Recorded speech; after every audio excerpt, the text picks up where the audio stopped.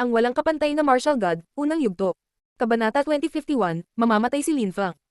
Si Qin Gan mula sa Qin Dynasty ay dumating sa Holy Spirit Dynasty, gusto niyang makita si Lin Fang. Dahil nagkaroon ng bagong koneksyon sa pagitan nila salamat sa Saint Emperor, tinanggap ng Holy Spirit Dynasty.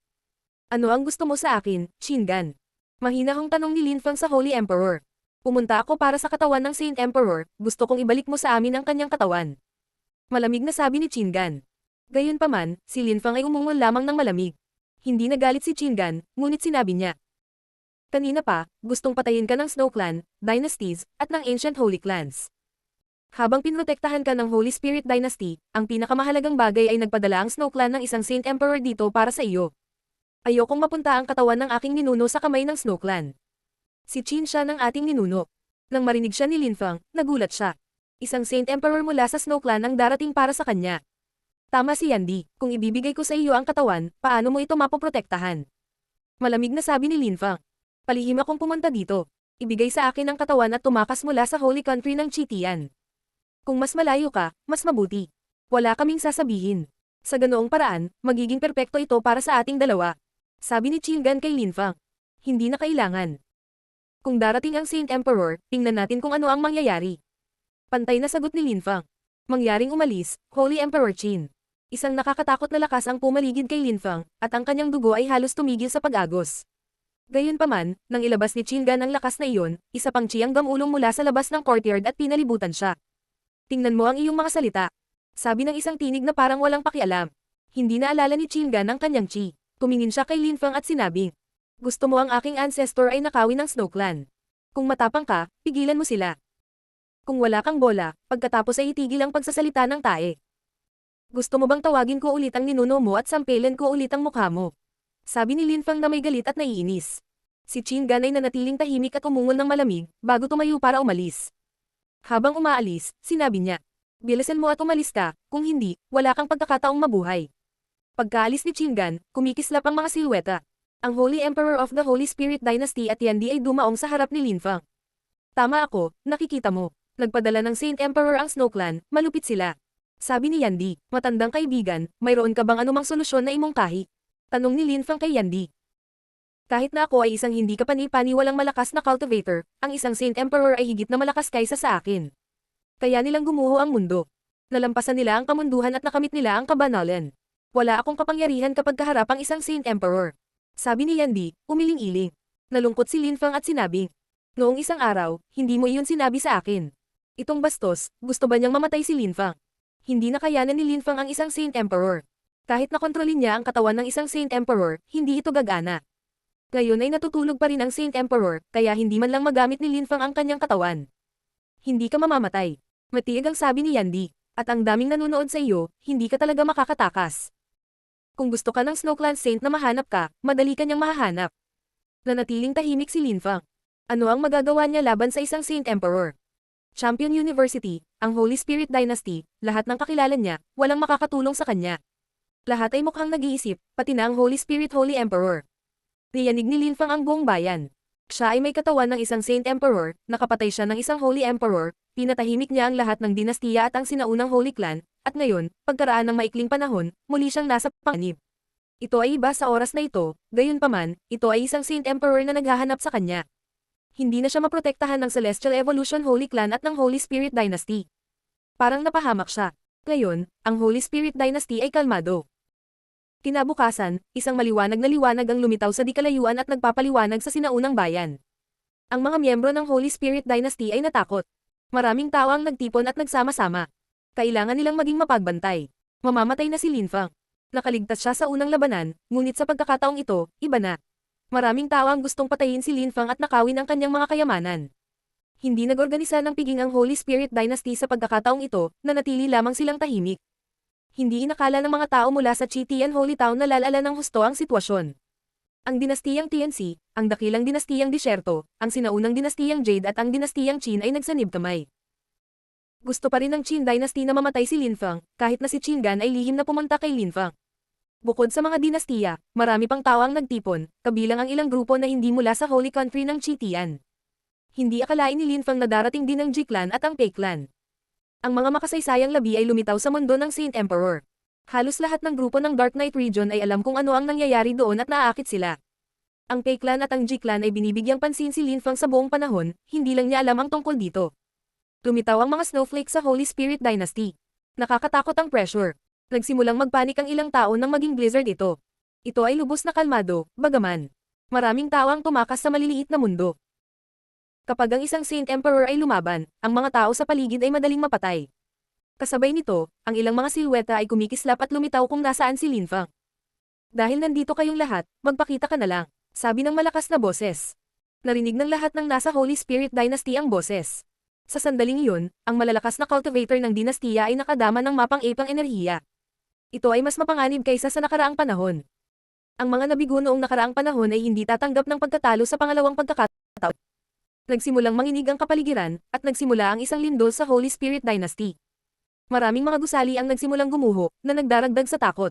Inangat ni Lin Fang ang kanyang ulo, naramdaman ng hindi nakikita at hindi nakikitang lakas. Ang malalakas na cultivator sa paligid niya ay gumawa ng isang kortina kaya siya ay nasa ilalim ng mas mababang presyon. Mas malala pa ito kaysa inaakala ko. Walang pakialam na sabi ng matandang Daoist priest. Ramdam din ni Lin Fang kung gaano kitakat ang pressure. Noong nakaraan, nabigo sila at pinatay ko ang ilang dakilang emperador.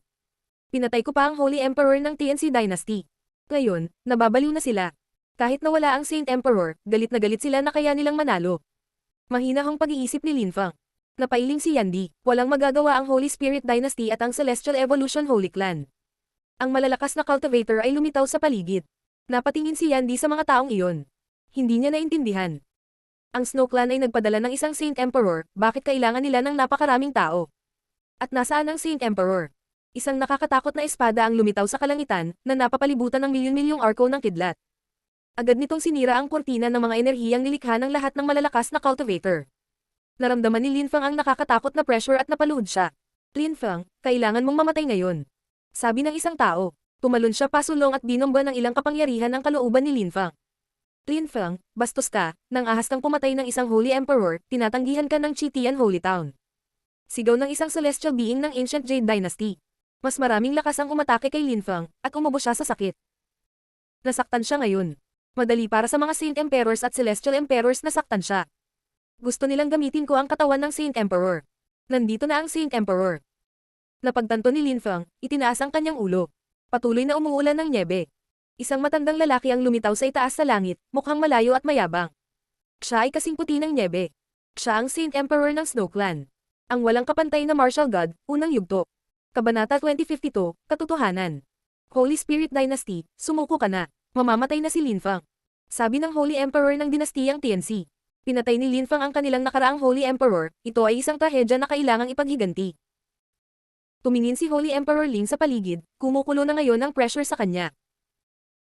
Isang malakas na cultivator ang humakbang at lumitaw ang mga nakakatakot na bitak, na tila baguguho ang langit. Lumitaw ang isang liwanag na sinag, na sinundan ng isang mapanirang kamay. Sumabog ang buhangin sa paligid at naging dragon. Parang katapusan na ng mundo. Hindi na makatayo si Lin Fang. Patuloy ang pagkaluskos ng kanyang mga buto. Naramdaman niya ang pagbagsak ng mundo sa kanyang likuran. Hindi magkakaroon ng pangalawang kabiguan. Kumpol ng mga bastos. Hindi ko ito matiis. Sabi ni Yandy, nagcast siya ng deployment spell, pero sira na ito. Napakatindi ng pressure na sinira nito ang kanyang deployment spell. Isang silweta ang dumapo sa harap ni Lin Fang. Nakasuot siya ng itim na balabal, at maganda ang hitsura. Mas matangkad siya sa mga sandaling iyon. Sa kanyang likuran, lumitaw ang isang napakalaking itim na silweta habang naka-cross-legged siya. Nagpakita ang mga Holy Spirit at nagsimulang umikot sa paligid nila. Maraming salamat. Sabi ni Lin Fang. Mukhang marupok ang babaeng iyon pero pinuprotektahan siya. Nakaramdam siya ng paggalaw at pagkaantig. Kahit nagmahalan sila, hindi sila close. Sa itaas ng langit, ang mga tao ay nagbubulungan ng malamig. Ilang malalakas na cultivator ang nagpatuloy sa pagsara. Palala ng palala ang pressure. Ano ang gagawin ng Holy Spirit Dynasty at ng Celestial Evolution Holy Clan laban sa napakaraming tao? Ang kanilang mga protection na enerhiya ay patuloy na naghiwa-hiwalay, at si Chi ay tumalsik. Ang mga enerhiya ay patuloy na umabot kay Lin Fang. Kung sino man ang sumubok na protektahan si Lin Fang, papatayin nila sila. Mapangwasak na daw. Kumunat ang noo ni Lin Fang at nakita ang isang matandang lalaki na nagpapakawalan ng destructive daw. Itinaas ni Lin Fang ang kanyang ulo. Maraming Holy Spirit ang nakapalibot sa babae, agad siyang nag-react. Naabot ng mapanirang daw ang isa sa kanyang mga Holy Spirit at sinira ito. Maaari kang bumaba, hindi nila ako papatayin. Sabi ni Lin Fang. Pero masasaktan ka, magiging sako na iyon. Masiglang sagot ng babae. Hindi maintindihan ni Linfang kung bakit napakabait niya sa kanya. Kung masugatan ka, mas malala ito. Mahinahong sagot ni Linfang. Ayoko. Huwag kang mag-alala. Paus na sabi ng babae. Kumunat ang noo ni Linfang. Ang babaeng ito ay mula sa Holy Spirit Dynasty, hindi niya ito makikilala sa iba. Ngunit sa kabilang banda, may pamilyar siyang pakiramdam. Mas pamilyar pa siya kaysa kanina. Nagkakilala ba sila sa ibang lugar? Sino ka? Tanong ni Linfang. Siya ay nagkaroon ng pagdududa sa unang pagkakataon. Nanginag ang babae at sumagot. Ako ang ina ni Lin Qiongsheng. Nanatiling tahimik si Linfang. Hindi na siya nagtanong pa, lalo na ngayong nahaharap siya sa napakalaking panganib. Ang mga cultivator ay tumutuon sa paglilinang hindi dahil sila ay obsessive, ngunit dahil din sa gusto nilang protektahan ang kanilang sarili at ang kanilang mga pamilya, naisip ni Linfang. Iyon ang buhay sa mundo ng paglilinang. Sa kalangitan, ang mga defensive energies ng Celestial Evolution Holy Clan at ng Holy Spirit Dynasty ay patuloy na dumadagandong. Dumating na rin ang mga miyembro ng Snow Clan. Nasa langit sila sa itaas ni Linfang at nakatingin sa kanya ng malamig. Kailangan muna nilang sirain ang mga depensa, at pagkatapos ay aapihin nila si Linfang. Patayin ang babaeng iyon. Malamig na sabi ng isang matandang lalaki ng Snow Clan. Lalong lumala ang pressure, dumadagandong sa hangin at yumanig sa lupa. Babae ang pinupuntirya. Isang snowy sword ang bumaba mula sa langit. Hinarang ito ng isang cultivator ng Holy Spirit. Gayunpaman, may isang tao ring lumipad at umatake ng may pagtataka.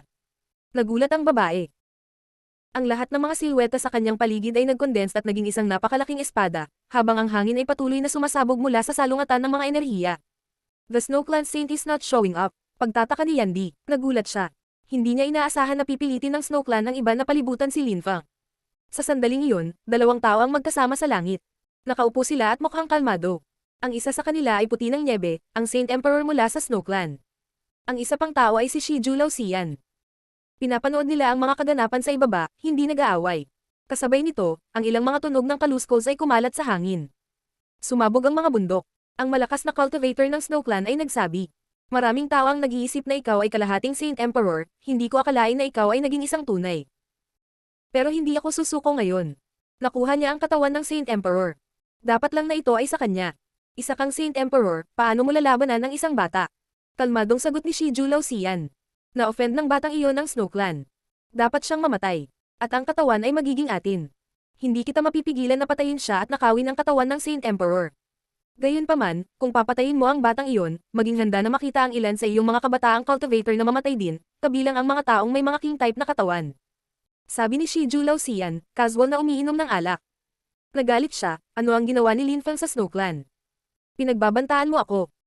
Hiningi ng Saint Emperor ng Snow Clan. Nagsimulang nanlamig ang lahat sa paligid nila. Sinabi mo lang na papatayin mo ang batang iyon. Pinagbabantaan mo ba ako? Hindi kita tinatakot. Mahinahong sabi ni Shiju Laoxian.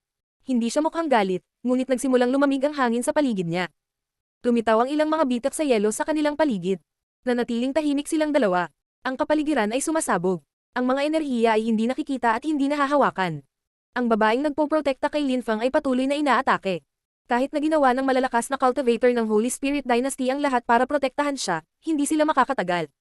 Tama na yan. Nang makita ni Linfang ang babae na walang tigil na inaatake, bumangon siya sa hangin. 81 dragon ang lumitaw sa kalangitan. Napatingin ang lahat kay Linfang, naghihintay. May papatay sa kanya ngayon.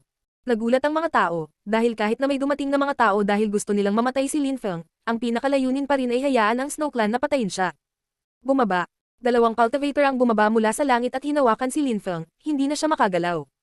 Si Linfang ay walang magawa, napapaligiran ng napakaraming tao. Ang ilang mga pag-atake ay lumipat patungo sa mga Saiyan Dragon, ngunit sinira sila ng mga Saiyan Dragon. G-Clan. Si Linfang ay naghihirap at galit na galit. Ang babae ay biglang naging isang ilusyon at bumangon upang simulan ang pag-atake sa mga Saiyan Dragon. Siya ay umubo ng dugo, at ang kanyang belo ay nahulog, nabasa ng dugo. Tumibok ang puso ni Linfang. Gaano kagiting? Bitawan mo ako. Galit na sigaw ni Linfang. Gusto niyang kumawala sa dalawang tao. Ang babae ay patuloy na umaatake sa mga Saiyan Dragon, ginagawa niya ang lahat ng kanyang makakaya.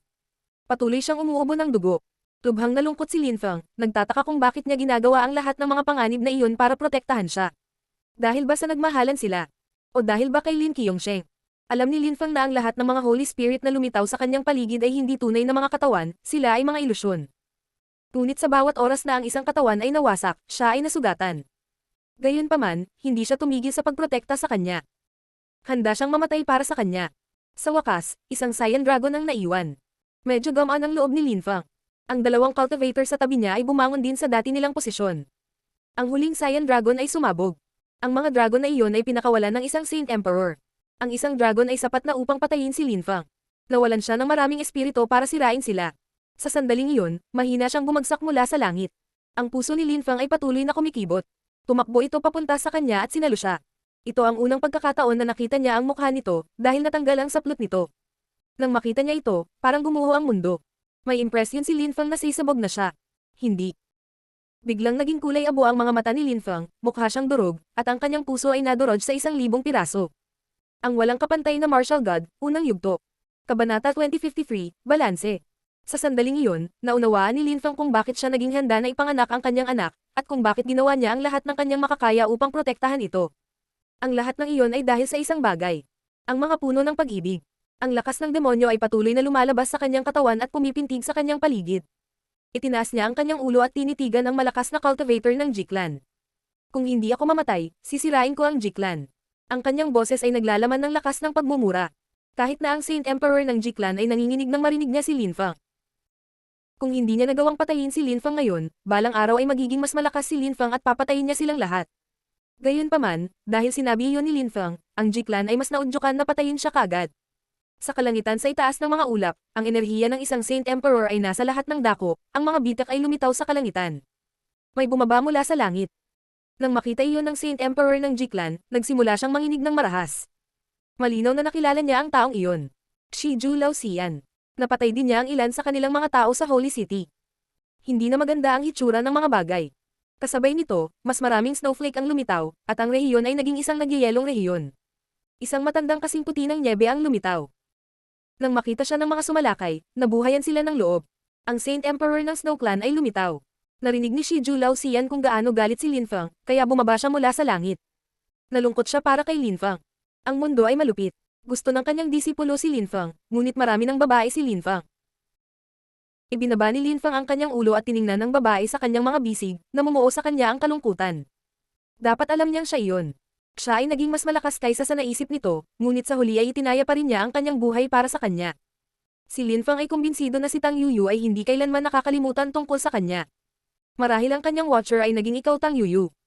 Kinasusuklaman niya ang sarili dahil hindi niya nagawang protektahan ito. Pero bakit ayaw niyang ipakita ang mukha niya?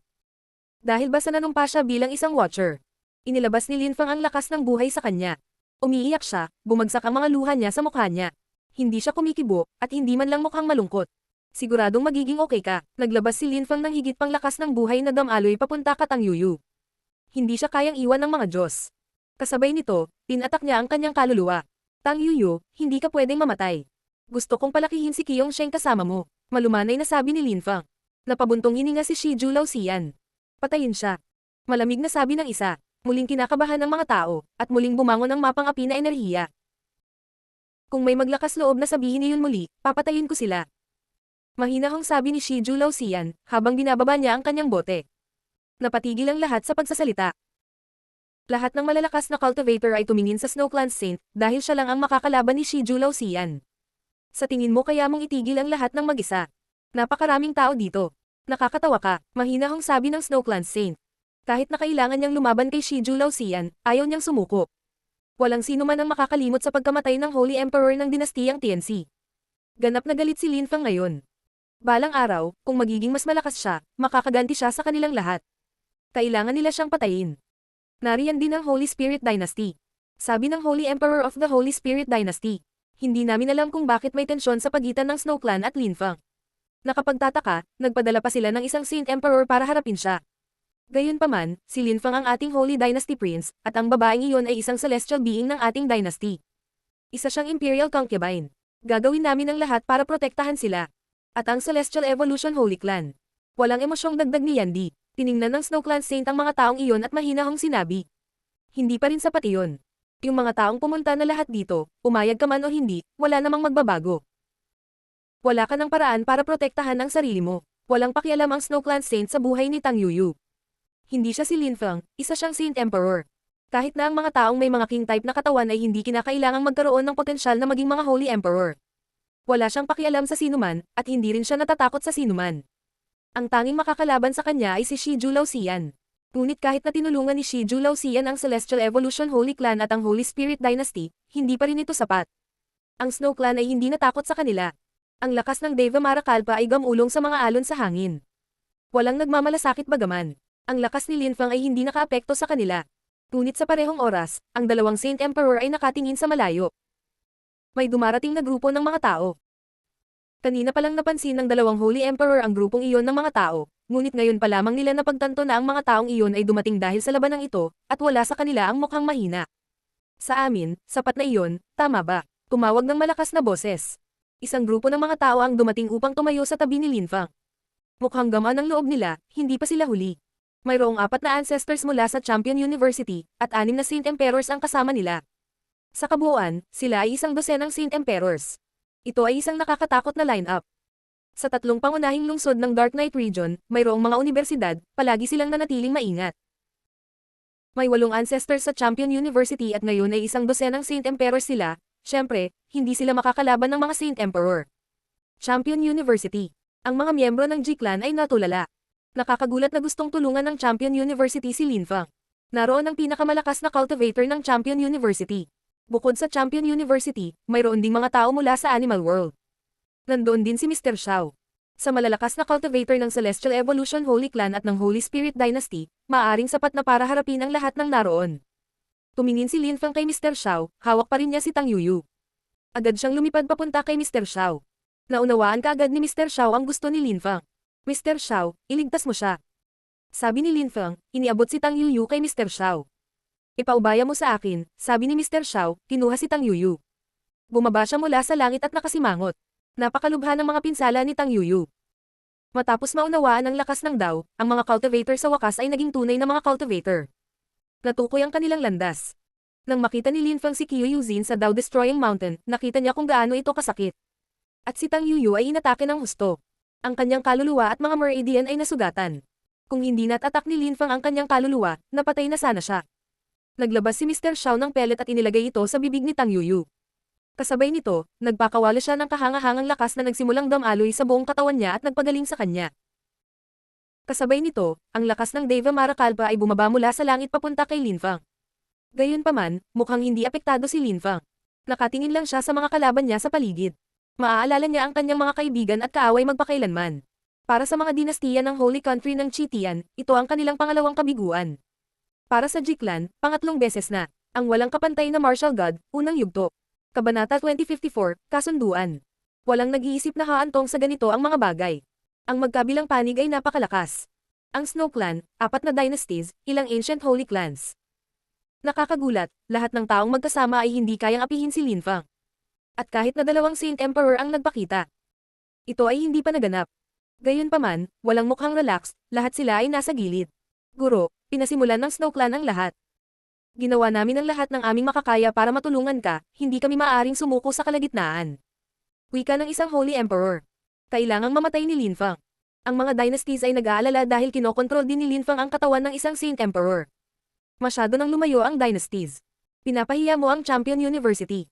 Malamig na sabi ni Ancestor Shitian. Sa di kalayuan, may ilang sipol na nagpahayag ng pagdating ng ilang nakababata. Bastos ka, malakas na sigaw ng Holy Emperor ng Great Desert Dynasty. Ang mga kabataang iyon ay mula sa Great Desert Dynasty. Ang Champion University ay mga arrogant na bastos. Sang-ayon ng Holy Jade Princess. Sinunggaban siya ng ilang malalakas na cultivator ng Champion University. Kasabay nito, malamig na ungol ng mga miyembro ng Zuo Clan. Isang binata ang naroon. Zuo Chi, kayo ay, napakaraming dynasties ang dumating upang salakayin si Linfang, ang aming alagad, at ngayon ay iniinsulto mo kami. Napakawalan Jia. Maaari mong subukan at patayin ang aming mga henyo, ngunit hindi namin siya maprotektahan. Kung mamatay si Linfang ngayon, papatayin namin ang lahat ng iyong mga kabataan. Malamig na pahayag ni Ancestor Shitian.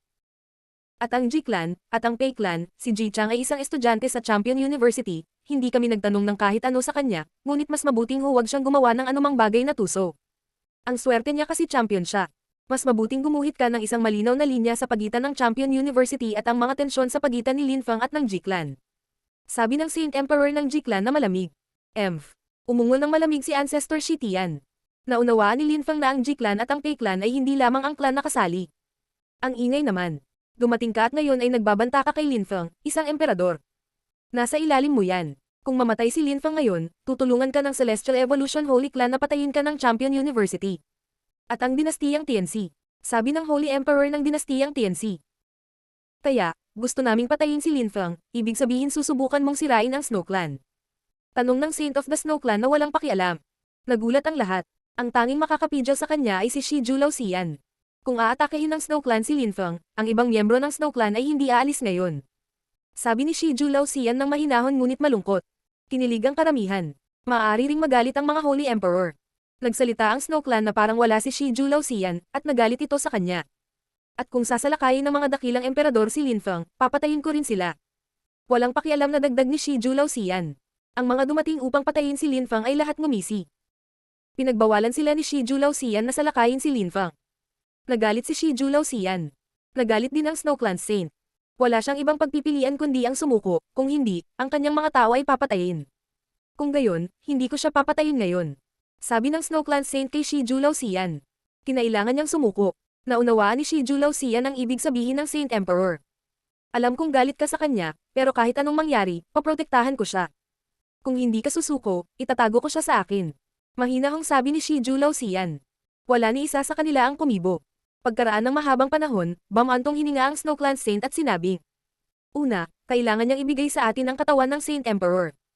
Dapat din niyang ibigay sa amin ang katauhan ng aming Snow Clan. Sa ganoong paraan, hindi na natin siya aatakehin. Nakuha ni Linfang ang katawan ng Saint Emperor ng mag-isa. Kung gusto mo siyang apihin at magpadala ng mga napakalakas na cultivator para harapin siya, hindi namin iyon kukonsintihin. Kung ibibigay sa akin ni Linfang ang katawan ng Saint Emperor, susubukan mo bang kunin ito sa akin? Tanong ni Shiju Lauxian. At tungkol sa katauhan ng Snow Clan, ano ang ibig sabihin ni Linfang? Asawa ko siya. Hindi pa siya nakapunta sa Snow Clan. Sa tingin mo kaya mong kunin ang asawa ko? Gumura si Linfang, malamig na nakatitig sa Saint Emperor. Talaga, at kung wala siya rito, hindi ka magiging ganoon kaswert. Sabi ng Saint Emperor. Kahit na medyo mapalad si Linfang, hindi niya makuha ang lahat ng gusto niya. Hindi na kaimik si Linfang. Tsaka sa una, pinadala namin siya sa ibang bansa para lumakas siya. Siya ay may Celestial King type na katawan, siya ay si Zhu Linglong. Sabi ng Saint Emperor kay Shiju Lauxian. Hindi nakakagulat, naisip ni Shiju Lauxian. Ang Celestial Being ng Snow Clan ay ang asawa ni Linfang, galit na galit sila sa sitwasyon, at ito ay ganap na normal. Tumingin si Shiju Lauxian kay Linfang. Siguro kailangan ni Linfang ng ilang oras para maging mas malakas. Sumasang-ayon ako. Dahil mayroon siyang Celestial King type na katawan ng Snow Clan, maaari mo siyang kunin. Sabi ni Shiju Lauxian. Hindi. Tumanggi si Linfang. Huwag kang mag-alala. Sabi ni Yandy kay Linfang. Bata, kung minsan, kailangan mong gumawa ng mga kompromiso. Kung tutuusin, hindi ka sapat, maraming tao ang maaaring pumatay sa iyo. Sabi ni Shiju Lauxian kay Linfang ng telepath. Asawa ko siya at buntis siya.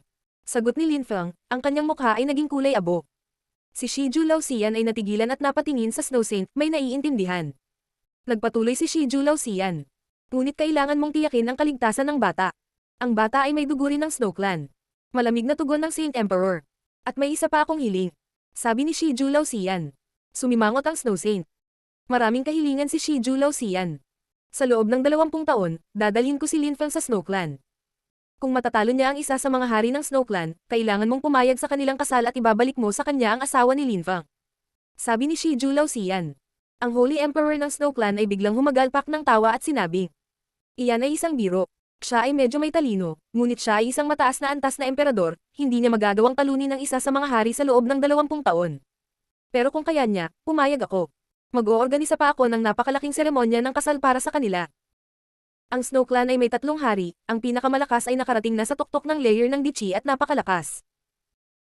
Sa loob ng 20 taon, lalo siyang lalakas. Hindi sapat ang 20 taon para maging ganoon kalakas si Linfang. Kung hindi niya magawa, papatayin ko siya sa Snow Clan. Abi ng Snow Saint. Una ay naisip ni Yandy na tatawagan niya ang Destiny Shrine kung hindi nagawang kumbansihin ni Shiju Lauxian ang Snow Clan Saint, ngunit sa ngayon ay nanatili siyang tahimik. Kahit na ang hamon ay magiging mahirap para kay Linfang, ito rin ay isang magandang paraan upang maging mas malakas. Ito ay magiging kapaki-pakinabang para sa kanya. Bata, huwag mo akong sisihin. Kailangan mo ng mga hamon. Masyado kang mahina, hindi mo kayang protektahan ang asawa mo. Masakit, ngunit sa loob ng maikling panahon na iyon, maaari kang maging mas malakas. Ang kapalaran ko ay nakasalalay din sa iyo, ayon sa manghuhula, isip ni Yandy. Magagalit sana si Linfang kung sinabi iyon ni Yandy sa kanya. Tumingin si Shiju Lauxian kay Linfang at matigang sinabi. Wala kang pipilian. O gusto mo bang mamatay ang asawa mo kasama mo? Nanatiling tahimik si Linfang, duguan ang kanyang mga mata. Dumudugo ang puso niya. Kinasusuklaman niya ang kanyang sarili dahil sa pagiging walang kapangyarihan. Hindi niya kontrolado ang kanyang buhay. Dalawang tao ang mahinahong nag-uusap at nagdedesisyon ng kanyang kapalaran. Kailangan niyang maabot ang kanilang antas sa lalong madaling panahon. Dahil nakuha mo ang katawan ng Saint Emperor sa iyong sarili, maaari mo itong panatilihin, ang Snow Clan ay hindi na ito gusto. Walang pakialam na sabi ni Shiju Laoxian. Ang Snow Saint ay tumingin sa malayo habang sinabi niya, inimbitahan ko ang lahat ng mga dinastiya na ito, makikipagkasundo ka rin ba sa kanila? Anong gusto mo? Nakasimangot si Shiju Laoxian. Sa loob ng 20 taon, sinabi mong lalaban siya sa isa sa ating mga hari, ngunit para doon, dapat niyang patunayan na kaya niya. Dahil pinagbawalan mo ang mga dakilang emperador sa pag-atake sa kanya, gawin siyang labanan laban sa pinakamalakas na henyo ng Huangqi layer ng dynasties at holy clans. Kung siya ay namatay, kung gayon ang kasunduan ay walang silbi. Ang walang kapantay na martial god, unang yugto. Kabanata 2055, Baliw. Labanan ng pinakamalakas na henyo ng Huangqi layer mula sa dynasties at ancient holy clans. Mahinahong inulit ni Shiju Laoxian. Dapat niyang patunayan na siya ay sapat na malakas upang labanan ng isang malakas na cultivator ng Snow Clan. Kung siya ay namatay, pagkatapos ay walang silbi na sumang-ayon sa isang bagay na iyon. Sabi ng Snow Clan Saint na walang pakialam. Kinabahan ng lahat ng miyembro ng dynasties at holy clans. Umaasa silang lahat na mamamatay si Linfang sa lalong madaling panahon.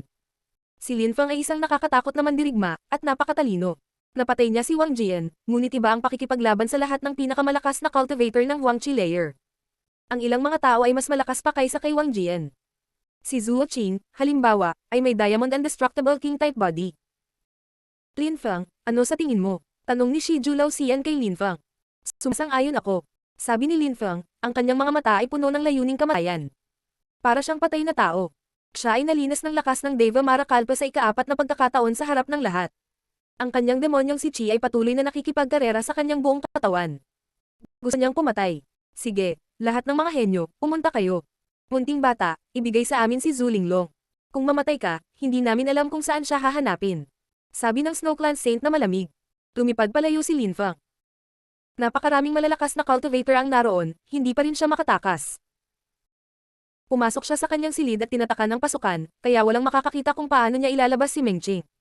Tumitaw si Meng Qing sa kanyang harapan at ngumiti sa kanya. Meng Qing, wala akong kapangyarihan. Hindi kita mapoprotektahan ni Zetian. Sabi ni Linfang, nakonsensya siya at labis na nalulungkot. Pakiramdam niya ay wala siyang kapangyarihan. Ulol kang bata ka, dapat noon mo pa ako pinapunta sa kanila. Kung namatay ka, gusto ko ring mamatay. Sabi ni Meng Qing, nakangiti at hinahaplos ang buhok ni Linfang, sinusubukang pasayahin si Linfang. Alam niya na labis na nagdurusa si Linfang. May pag-asa, ngunit kailangan niyang manatiling buhay. Nang marinig ni Linfang ang kanyang malambot at malumanay na boses, at makitang sinusubukan niyang pasayahin siya, lalo siyang nalungkot. Pero mas lalo rin siyang nakaramdam ng determinasyon. Kinasusuklaman niya ang kanyang sarili, siya ay isang mahina. Siya ay medyo may talino, ngunit iyon ay napakalayo sa pagiging sapat. Niyakap siya ni Meng Qing, hinayaan si Linfang na maramdaman ang kanyang init. Kailan kaya sila muling magkikita? Sinabi niya sa kanya, huwag kang mag-alala. Ako na ang bahala sa baby natin. Ang Snow Clan ay ang aking angkan din. Huwag kang mag-alala sa akin. Sige. Tumanggo si Linfang. Kung may nangyari kay Meng Qing at sa kanilang sanggol, tiyak na susubukan ni Linfang na ipaghiganti sila. Malungkot niyang sinabi sa kanya. Meng Qing, bigyan mo ako ng oras at tiyak na darating ako para sunduin ka. Sigurado akong gagawin mo. Ingatan mo muna sarili mo. Inilabas ni Linfang si Meng Qing.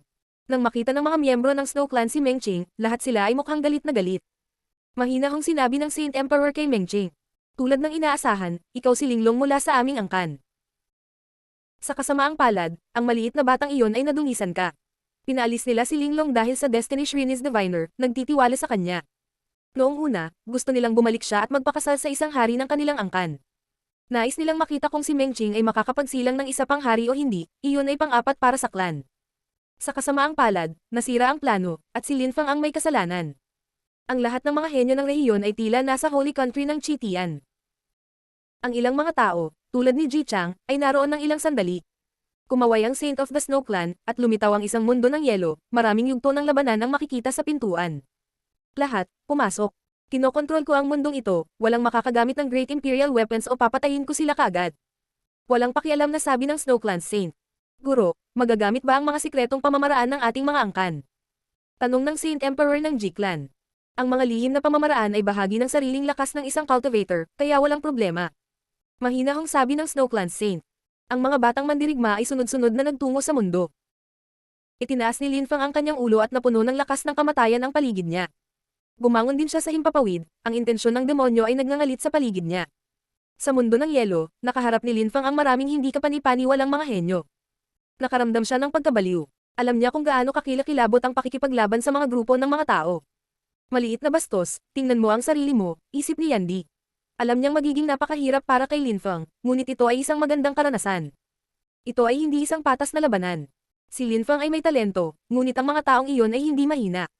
Suo Ching, Diamond Indestructible King type body. Holy Jade Princess, mahiwagang kapangyarihan. Ji Chang, kampyon.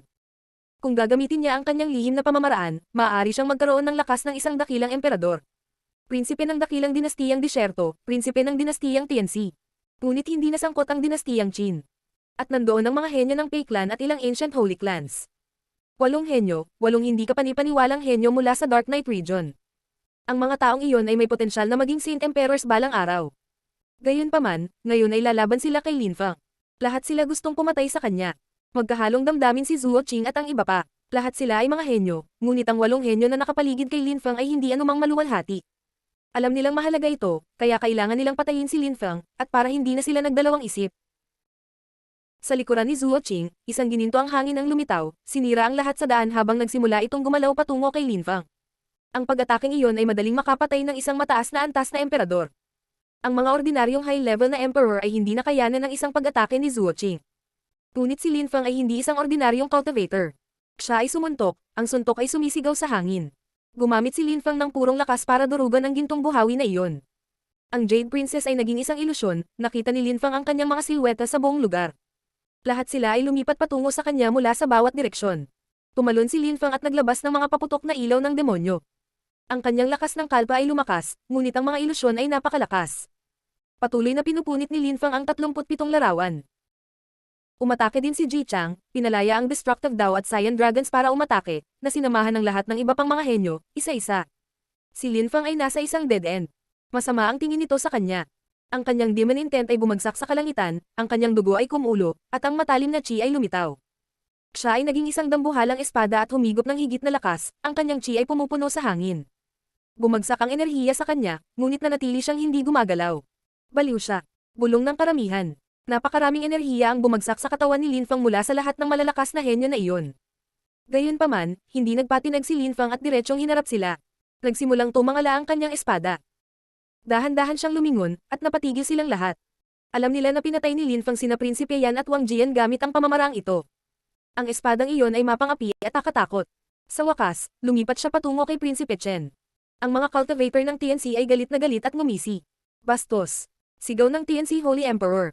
Muli niyang naalala ang higanti, noong pinatay niya ang Holy Emperor. Takot na takot siya sa binatang ito, nababaliw na siya. Ang matalim na espada ay gumuhit sa kalangitan.